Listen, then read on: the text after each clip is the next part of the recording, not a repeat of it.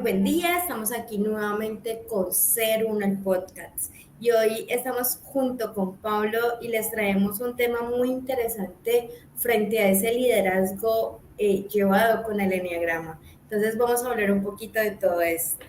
Hola Pablo, ¿cómo estás? Hola, muy bien. Un saludo para todos, para todas las personas que nos van a ver en este podcast. Bueno, precisamente eso, Marcela, vamos a hablar del enneagrama de la personalidad y vamos a hablar cómo nosotros ejercemos nuestro liderazgo de acuerdo a estas conductas, a estos patrones de la estructura propia de nuestra personalidad. Súper. Pero antes, me gustaría que le aclaráramos a las personas que nos van a ver qué es esto del enneagrama de la personalidad. Yo algo sé, entonces puedo entenderte, pero van a haber personas que quizás no, como otras que sí. Bueno, bien, la psicología es una ciencia que estudia conductas y el comportamiento humano. Dentro de la psicología hay una rama que es la psicología de la personalidad. La psicología de la personalidad lo que ha hecho es buscar una clasificación de nuestras conductas y el enneagrama de la personalidad es una de estas teorías que se ha encargado de esta clasificación para estudiarlo, para comprenderlo mucho mejor. Nosotros los seres humanos necesitamos clasificar las cosas para poder conocerlas y comprenderlas.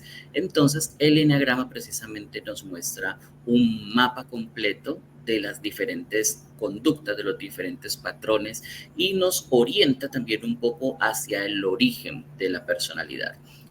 Es algo bastante interesante y bastante completo porque es una de las herramientas que ha abarcado ampliamente este tema del comportamiento, de los patrones de la personalidad. Ok. Bueno, y si hablamos de esos patrones de personalidad desde el enneagrama, ¿cómo podríamos definirlos? ¿Cómo así? Sí, tú me estás diciendo que tenemos ciertos patrones. Entonces, desde el enneagrama se dividen o es algo muy general o cómo es. Bueno, como te explicaba, son clasificaciones, como les explico a todas las personas que nos estén viendo, es una clasificación. Entonces, lo que hace el enneagrama es enmarcar esta clasificación en unos grupos que le ha llamado pues eneatipos. Recordemos que los patrones o la estructura de la personalidad es creada, es construida por nuestro ego como un mecanismo de defensa cuando somos niños, ¿sí? Frente a las circunstancias, a los eventos que se viven y también como un sistema para conectar con la realidad. Entonces pueden, en algunos autores le llaman eneatipos, pues porque es eneagrama, o otros autores le dicen egotipos, porque es la construcción precisamente del ego. Entonces esa clasificación se hace en 9, por eso enia, que es del griego 9, en 9 pilares base. Pero cada uno de estos pilares, cada uno de estos eneatipos, pues tiene también una división de acuerdo a ciertas conductas y a ciertos patrones propios que se le llaman los subtipos. O sea que al final tenemos 27 personalidades enmarcadas dentro del enneagrama.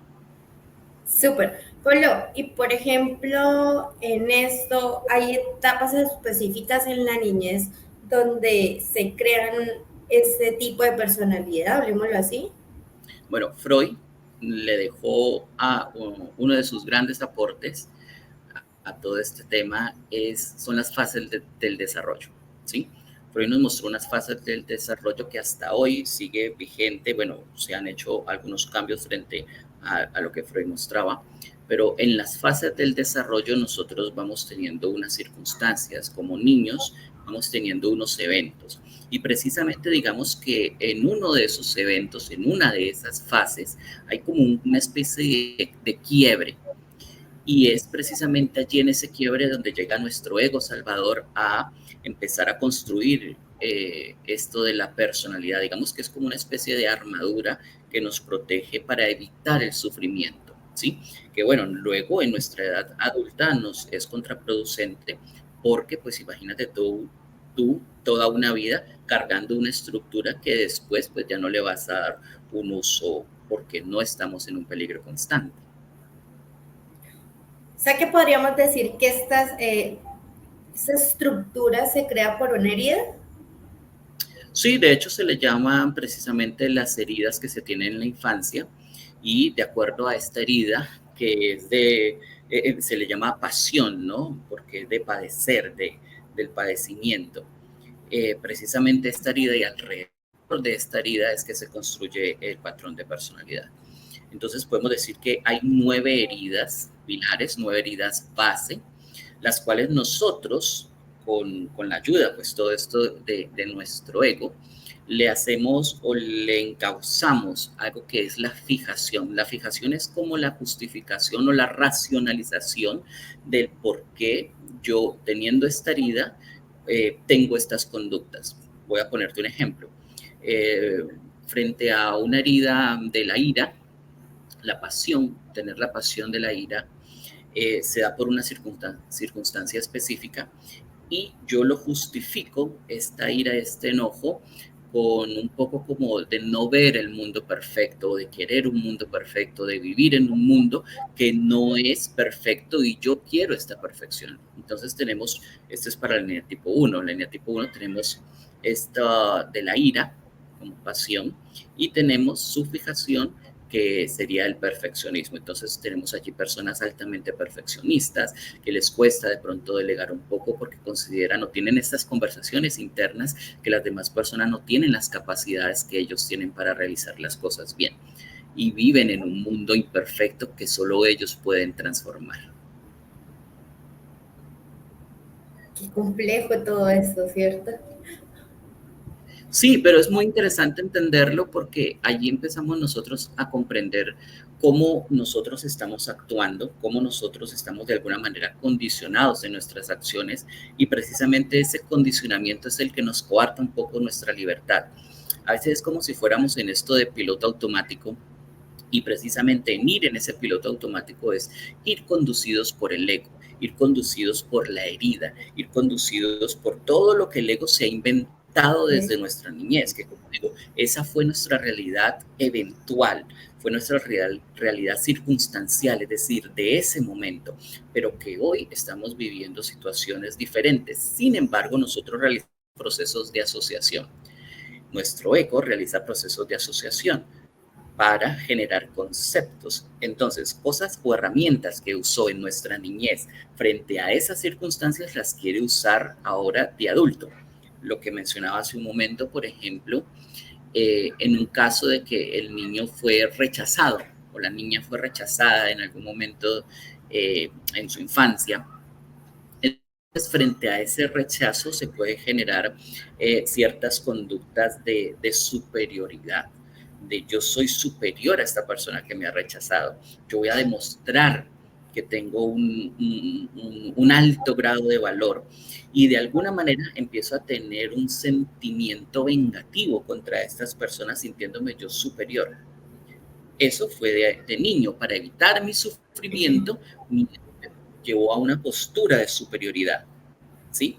Pero hoy, por ejemplo, yo sigo cargando con esa, digámosle, con ese delirio de superioridad y lo que hace es que quizá no esté teniendo yo relaciones estables, no esté teniendo yo relaciones o no pueda, como vamos a hablar de liderazgo, o no pueda yo ejercer mi liderazgo en plenitud, confiando en las personas, sintiendo que se es un equipo o que se puede delegar y sobre todo esta parte de que se puede delegar sin juzgar y comprendiendo y conociendo que todos los seres humanos tenemos habilidades y tenemos talentos y que quizás esos talentos son diferentes a los nuestros y que pueden sumar.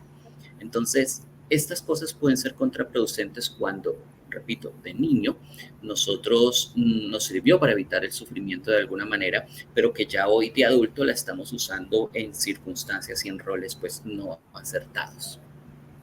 Yo me quiero devolver un poquito porque quiero hacer un comentario frente a cuando hablamos de la herida, porque muy probablemente nos vayan a ver mamás, papás y van a decir, ok, entonces yo no quiero que mi hijo sea así, ¿sí? O no quiero que mi hijo tenga una herida, entonces se la voy a procurar no causarla. Pero creo que esto es una herida necesaria. Más que una herida Es necesaria, inevitable. Más que una herida necesaria, exacto, es una herida inevitable, porque en las diferentes fases, tú como madre o como padre no tienes la capacidad de suplir todas las necesidades o simplemente no comprendes cuáles son las necesidades que está teniendo este niño o esta niña. Tú puedes tener una interpretación de esas necesidades, pero esa interpretación puede ser no acertada. Entonces, Ajá. Sin mira, contar que no estamos en la mente de ese niño para saber cómo va a aceptar quizás cosas que nosotros le digamos, siendo exacto, papás. Entonces no exacto. sabemos cómo la va a interpretar. Claro, entonces desde allí, pues va a ser inevitable. Simplemente despreocúpate tú como papá o como mamá frente a eso y preocúpate por simplemente darle amor, comprensión, mostrarle un mundo amable, un mundo sin tantos prejuicios, ¿sí? Entonces, simplemente esa parte como papá o como mamá. Y ya la estructura que sea, pues va a ser perfecta para este niño. Lo importante es que este niño también aprenda cómo gestionar esas conversaciones que se han ido creando. Lo importante es que este niño, esta niña tenga luego herramientas para poderle hacer frente a esta construcción que el ego ha estado realizando, para saber en qué momentos es asertivo usar ciertas conversaciones y creencias y en qué momentos no. Y con esto que tú acabas de decir, le agrego que es que si tú quieres que ese niño tenga esas herramientas y empiece a trabajar en sí mismo para, sea la herida que se haya causado, ¿sí? Eh, la primera persona que se debe de tratar, digámoslo así, o tener un, ay, ¿cómo se diría? Se me fue. Bueno, que debe manejar su personalidad y ese crecimiento personal y encontrar esas herramientas, somos nosotros como papás. Yo todavía no lo soy, pero en algún momento lo seré. Entonces creo que es esa parte, ¿no? Primero empiezo a trabajar yo como papá en ese crecimiento y en ese desarrollo personal para desde allí poder brindarle esas herramientas a ese niño, a esa niña, a ese adolescente, ¿sí? Claro, precisamente ahí se empieza a ejercer un liderazgo que es súper efectivo como papá, como mamá. Tú eres un modelo del tema del liderazgo y uno de los principios del liderazgo es que tú trabajes en ti, en tu propio crecimiento personal, trabajes en el propio sanar esas heridas, poder conocer y comprender esa estructura que tú tienes y desde allí también puedes aprender a gestionar tus propios miedos, tu ira, tu enfado, bueno, toda esta parte también emocional para que puedas brindarle esto a nivel de educación a tu hijo, a tu hija y poder brindarle también esas herramientas allí. Entonces, mira, frente a este tema del liderazgo, como papá, como mamá, son modelos frente al tema del liderazgo, ¿sí? Cómo se ejerce el liderazgo y cómo se puede aprender a hacer equipos también desde casa, desde la familia.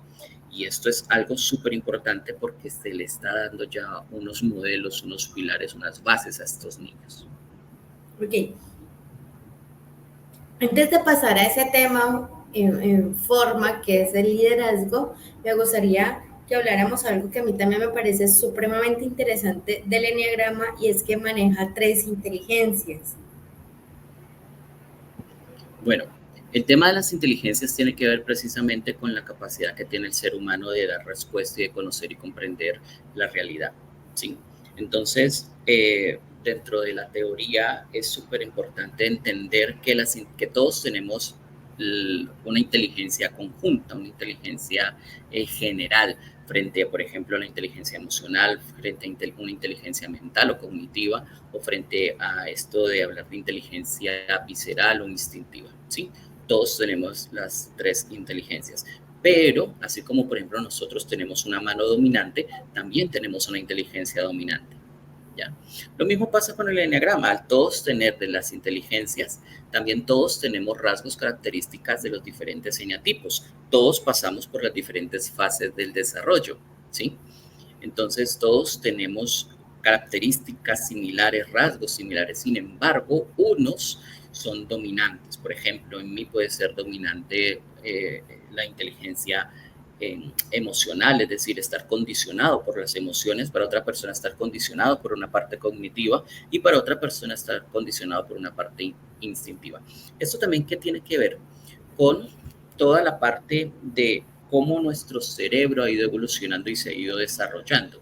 Por ejemplo, nuestro cerebro estructura, o llamémosle cerebro primitivo, es un cerebro instintivo, el cerebro de la supervivencia, y esta es la inteligencia instintiva.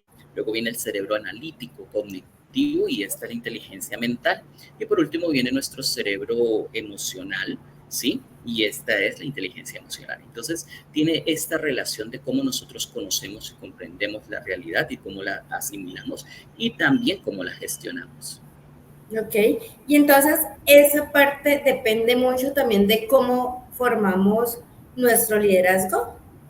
Claro, en temas de liderazgo es diferente una persona que ejerce el liderazgo desde su condición o condicionamiento emocional a una persona que ejerce el liderazgo desde su condicionamiento instintivo.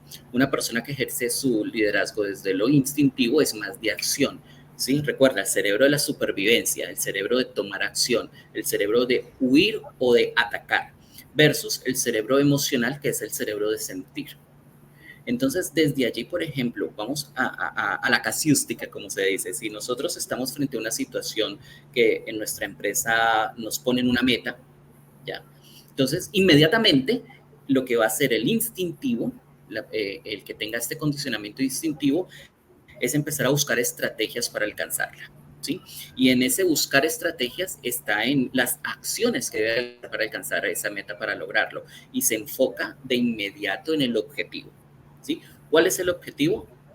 Y ese es su foco. El emocional, por lo regular, lo que hace es, sí, vamos a planear una estrategia, pero vamos a empezar a sentir y vamos a empezar a fluir cómo va a ser el proceso, ¿sí?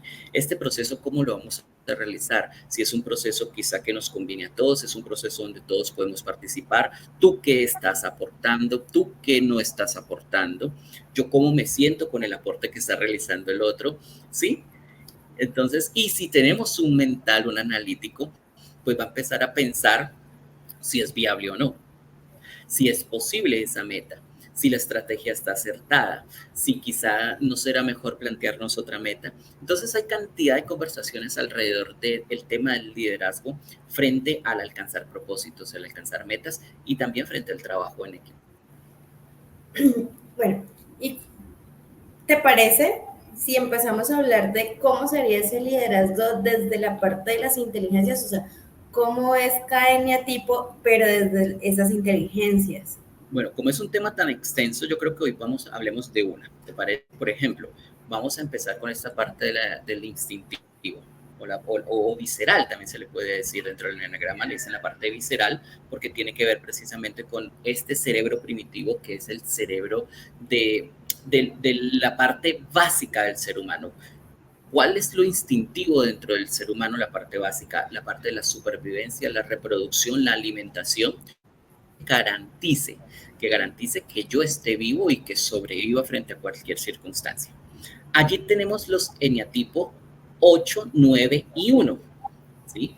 Allí tenemos los eneatipos 8, 9 y 1. Los eneatipos 8, 9 y 1 comparten este rasgo de ser eneatipos instintivos. Ahora, se diferencian por otros factores. Por ejemplo, en los eneatipos 8, 9 y 1 tienen su quiebre, cuando mencionamos que se construye la personalidad, en diferentes fases. Por ejemplo, el eneatipo 9 tiene su quiebre o empieza a solidificarse su personalidad en una fase diferente al eneatipo 1 y al eneatipo 8. ¿Ya? Entonces el 1 y el 8. O sea que, con lo que tú estás diciendo es que lo que estamos hablando ahora de la etapa del desarrollo, la tienen en diferentes momentos.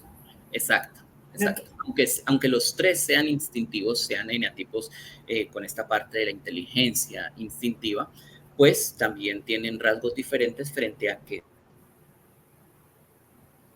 en diferentes fases fue la formación de su estructura. Lo mismo, entonces, esto hace que, aunque compartan un rasgo, también se diferencian por otras características. Frente al liderazgo, Frente al liderazgo, el instintivo siempre es de actuar, de acción, ¿sí? La planificación, si bien es cierto, importante para el liderazgo y para esta parte de los eneatipos instintivos, vamos a llamarle así, el actuar es lo principal, ¿sí? Lograr la meta es lo principal. Por eso se pone metas claras, ¿sí? Por eso cuando arrancan una marcha lo hacen con todo, ¿sí? Por eso pueden, o sea, voy a hablar como de primero cuáles serían digámosle así, ¿Rasgos en común?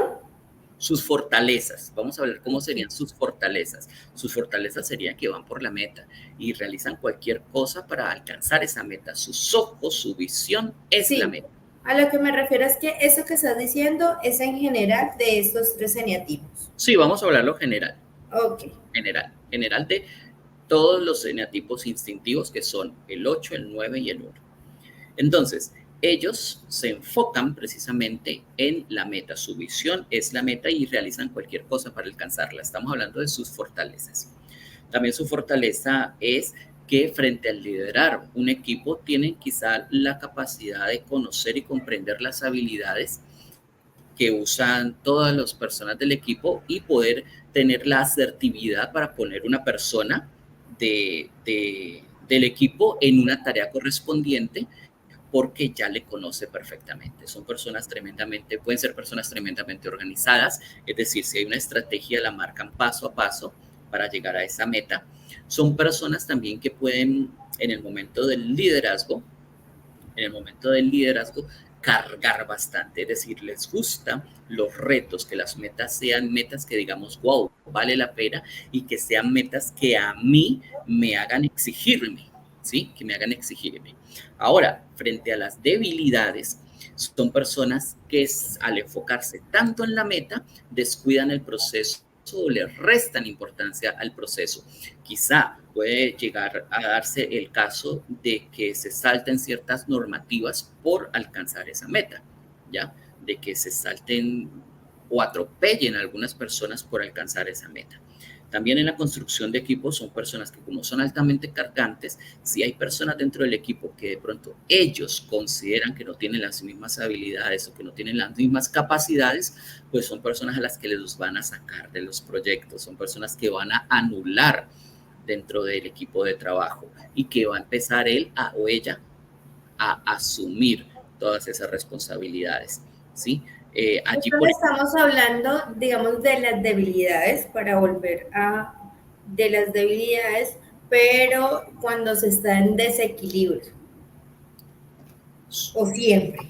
Es un rasgo general, estoy hablando de un rasgo general. Ahora, en estados sanos es una cosa y en estados de desequilibrio es otra. En estados de desequilibrio, pues son personas que pueden construir equipos, pueden construir ampliamente asertividad para alcanzar las metas y los propósitos dentro de todo el equipo, pero al final también quieren cierto reconocimiento, ¿sí? Por lo tanto, es un liderazgo también de conveniencia, es un liderazgo donde yo soy el líder y les gusta mostrarse un poco. Ser que admírenme.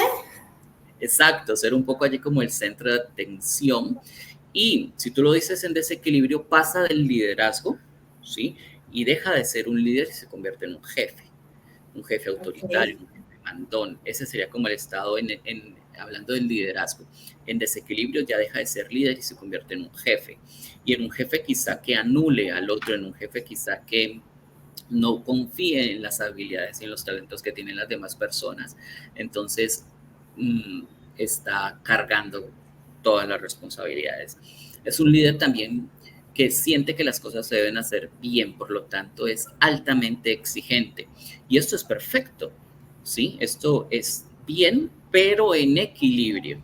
Ya en desequilibrio, cuando se busca más ese perfeccionismo, allí es cuando indicaba que de pronto pueden atropellar a otras personas porque consideran que las otras personas no están haciendo las cosas bien de acuerdo a lo que él cree, a la idea que él tiene de que es perfecto.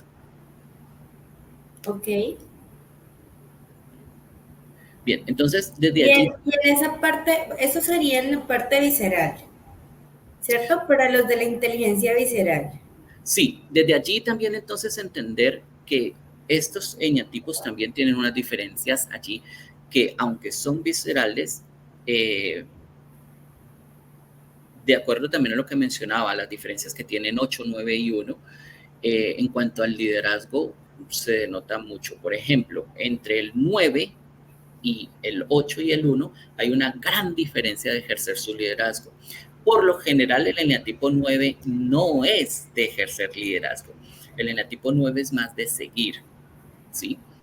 Ahora, cuando le toca ser líder al eneatipo 9, el eneatipo 9 ejerce su liderazgo con mucha responsabilidad, como instintivo, con mucha acción, con todo lo que he mencionado anteriormente, pero busca siempre un respaldo, aunque sea altamente cargante, busca un respaldo, es decir, busca como su mano derecha para que le apoye a ejercer el liderazgo. El eneatipo 1 generalmente no realiza eso porque considera que él es perfecto y que entonces él, al resolver las cosas, no puede delegar. Y el eneatipo 8 lo que hace es que al ejercer su liderazgo quieren que todas las personas marchen a su mismo ritmo, marchen a su mismo nivel, ¿ya? Entonces como que es empujando constantemente al equipo para que lleguen a esa parte. Entonces eso también es un punto diferenciador en los diferentes eneatipos allí entre el 8, el 9 y el 1. Otro punto diferenciador entre el 8, 9 y el 1 frente al tema del liderazgo es que, por ejemplo, el eneatipo 8 es muy seductor para que su equipo trabaje, ¿sí? Es muy seductor y esto es perfecto. El tema es cuando esa seducción se va a la manipulación.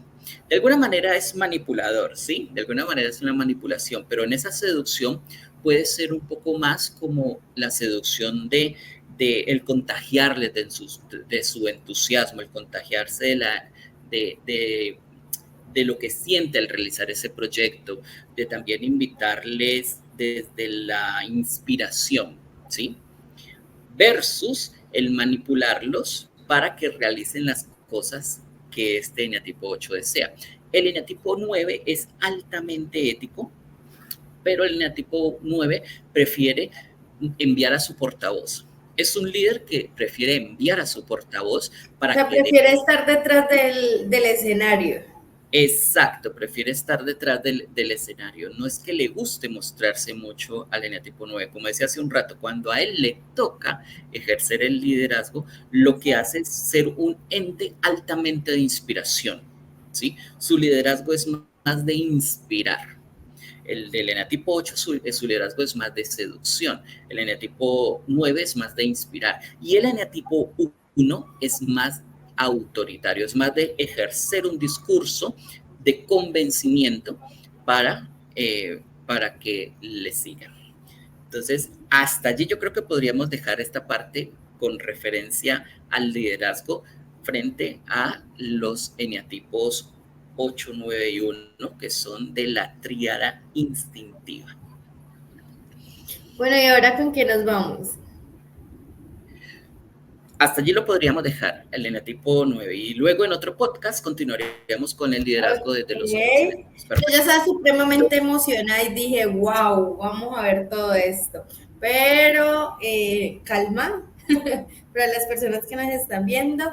Y entonces síganos, comenten, denle me gusta si les gusta este podcast y esperen el otro para que continuemos hablando de toda esta parte del liderazgo con los eneatipos y las inteligencias que nos hacen falta. Chao, hasta un próximo.